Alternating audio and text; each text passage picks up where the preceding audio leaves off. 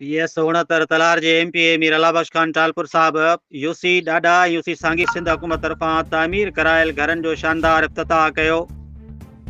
PS 69 सां तालुक़ रखंदड़ MPA Mir अलाबख्श Khan Talpur UC ॾाढा जे ॻोठ लखा ॾिनू खोसो ऐं यूसी सांगी फराव जे ॻोठ कारुंजर कॉलोनी में सिंध हुकूमत तरफ़ां ग़रीब मुस्तहक़ ऐं बेघर ख़ानदाननि लाइ तामीर करायल घरनि जो बाक़ाइदा इफ़्तिताह कयो।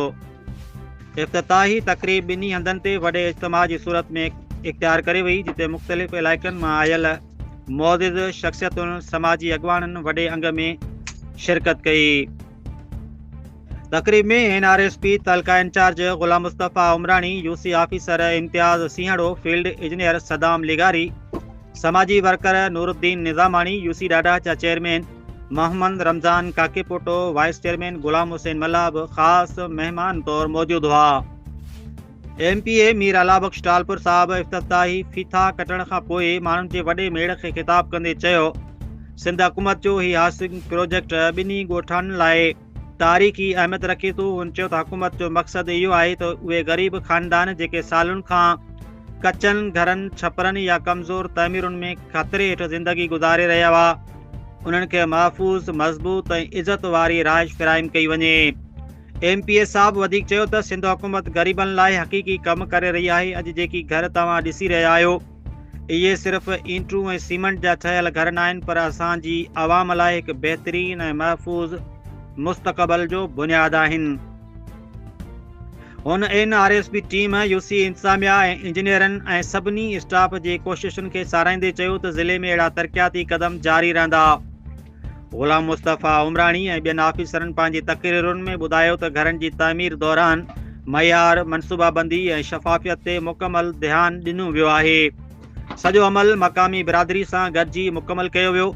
तक़रीब में ॻोठाणनि पारां ख़ुशी जो इज़हार कयो वियो ऐं सरकार खां वधीक तरक़ियाती मनसूबनि जी उमेद पिणु ज़ाहिर कई वई।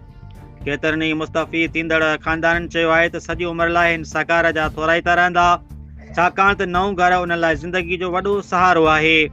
आख़िर में MPA मीर अलाबख्श टालपुर सभिनी मुअज़्ज़िज़ महिमाननि, मुलाज़िमनि, इंजीनियरनि ऐं शिरकत कंदड़नि जो शुक्रियो अदा कयो ऐं वधीक भलाई लाइ गॾिजी हलण जो पैगाम ॾिनो। रिपोर्ट करे रहियो आहे फैसल मुश्ताक लिगारी, टंडो बागो। वेलकम भली का चौथा ऐं उन सां गॾु आयल महिमान PA मीर मेहमान टालपुर साहब, तालका इंचार्ज मुस्तफ़ा उमरानी साहब ऐं उन सां गॾु आयल महिमान ऐं शेख मुमताज़ मेहमान, उन सां गॾु आयल महिमान, उनखे वेलकम भली का चौथा दिल जे घर ठाहिया आहिनि, जेके कचनि घरनि में, झूपड़ियुनि में जेके रहंदा, माशाअल्लाह उहे हींअर पकनि घरनि में रहनि था। इहा असांजे पीपुल्स पार्टी जी, असांजे चेयरमैन साहब जी महिरबानी आहे ऐं हिन पंहिंजो असांजा ई ग़रीब जेके ॿाहिरि जीअं असीं पकनि घरनि में रहूं था, उन सां गॾु ई असांजा ग़रीब ॿाहिरि पकनि घरनि में रहनि था। इहा असांजे चेयरमैन जी महिरबानी आहे, असांजे पीपुल्स पार्टी जी महिरबानी आहे। इहो असांजो बेनज़ीर भुट्टो जो प्रोग्राम है, जेको असांजो चेयरमैन अॻियां खणी हलियो आहे। बेनज़ीर भुट्टो जो बि इहो ख़्वाबु हो त माण्हुनि खे घर पका करे ॾींदासीं। असांजे चेयरमैन पीपुल्स पार्टी जे ज़ुल्फ़िकार अली भुट्टो जो बि इहो प्रोग्राम हो।